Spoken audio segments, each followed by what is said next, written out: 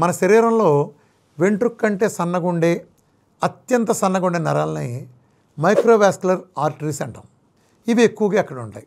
అనేక చోట్ల ఉన్నప్పటికీ ప్రధానంగా ఎక్కువగా ఉండేది 3 చోట్ల ఎక్కువగా ఉంటాయి. ఒకటి జాగ్రత్త గుర్తుపెట్టుకోండి, తర్వాత సీక్వెన్స్లో ఇది గుర్తుంచుకోవాల్సి వస్తుంది. ఒకటి కంటికి వెళ్ళే మార్గంలో అతి సన్నటి రక్తనాళాలు ఉంటాయి. అలాగే కిడ్నీకి వెళ్ళే మార్గంలో కూడా అతి సన్నటి రక్తనాళాలు ఉంటాయి. రెండోది. మూడోది కాళ్ళల్లో అతి సన్నటి రక్తనాళాలు ఉంటాయి.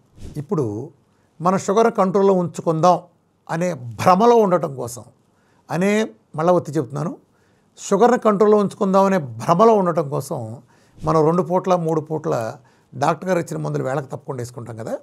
ఆ వేసుకున్నప్పుడు ఏం జరుగుతుందంటే, మీరు మందు ప్రభావం ఉన్నంతసేపు ఈ షుగరు రక్తనాళాల్లో ట్రాన్స్ఫర్ అవుతుందన్నాను కదా, అలా ట్రాన్స్ఫర్ అయిన సందర్భంలో పెద్ద సైజు రక్తనాళాలకు వెళ్ళిన షుగర్ మాలిక్యూల్ అలా వెళ్ళేలా వచ్చేసినప్పుడు ఏ ప్రాబ్లం లేదు. కానీ ఎప్పుడైతే ఈ సన్నటి మైక్రోవాస్కులర్ ఆర్టరీస్ నుంచి ఈ షుగర్ ట్రావెల్ చేస్తుందో అక్కడ ఇన్ఫ్లమేషన్ ఏర్పరిచి, అంటే సైజు 2 ఒకటే ఉండటం చేత దాన్ని 100% ఆక్యుపై చేయడం చేత దీర్ఘకాలంలో రక్తనాళాలని అది డ్యామేజ్ చేయడం కారణంగా దీర్ఘకాలంలో అది ఇస్కిమియాకి దారితీస్తుంది.